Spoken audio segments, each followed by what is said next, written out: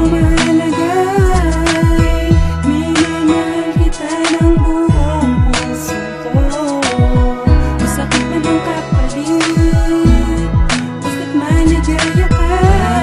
Matagal kong pinago na pagtinili, hindi pa naglalaho.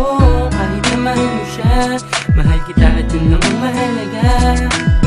Kaya ko pa naman tiisin ang lahat ng sakit na dinulot nun. Kaya ko pa malampasin kahit na masakit, ayos lang sa'kin yun.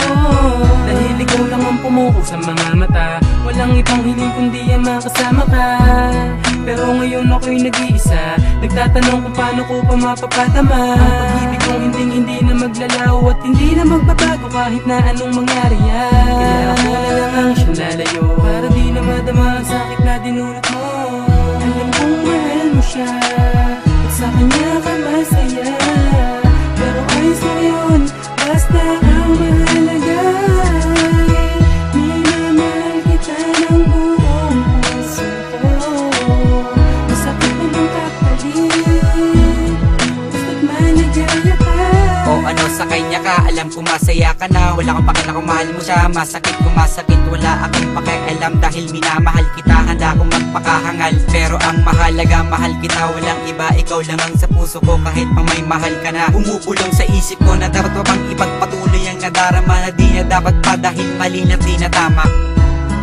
Naglalaban ng puso't isip at sinisisi ko ang damdamin kung bakit ba ikaw ang minahal at nahulog nang hindi ko inaasahan na mangyayari, na ika'y mawawala.